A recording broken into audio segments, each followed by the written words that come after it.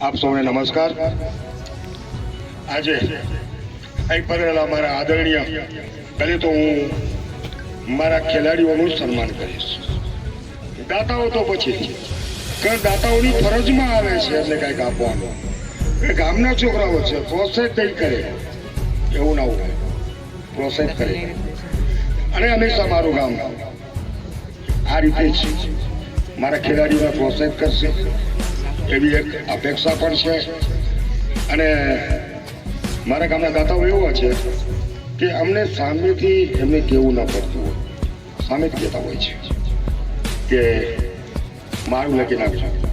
આ એક ક્રિકેટની વાત નથી, અમને ઘણા બધા ફંડો આવે છે। એ ફંડોમાં પણ જે દાતાઓ સ્ટેજ ઉપર ઉપસ્થિત છે એવોનું અમે પૂછ્યા વગર ફંડ અમે આપ્યો છે અને એમણે મને પાવર પણ આપ્યો છે। એમને તો વિશેષ ધન્યવાદ છે।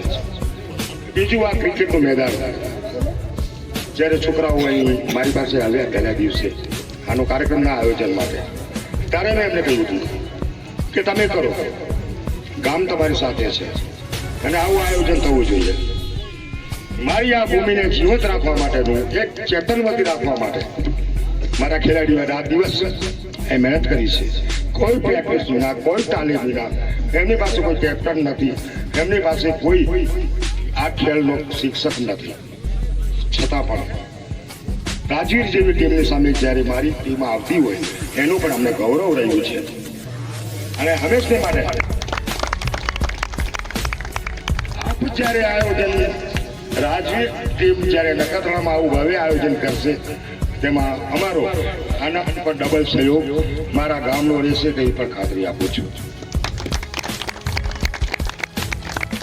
આજના ખેલના મેદાનમાં અમને શંકરભાઈએ થોડાક છેલ્લા 9મી ઓવરમાં 4-5 દડાઓને બહુ સારી રીતે આગળ પાછળ કર્યા હતા, યાદ છે?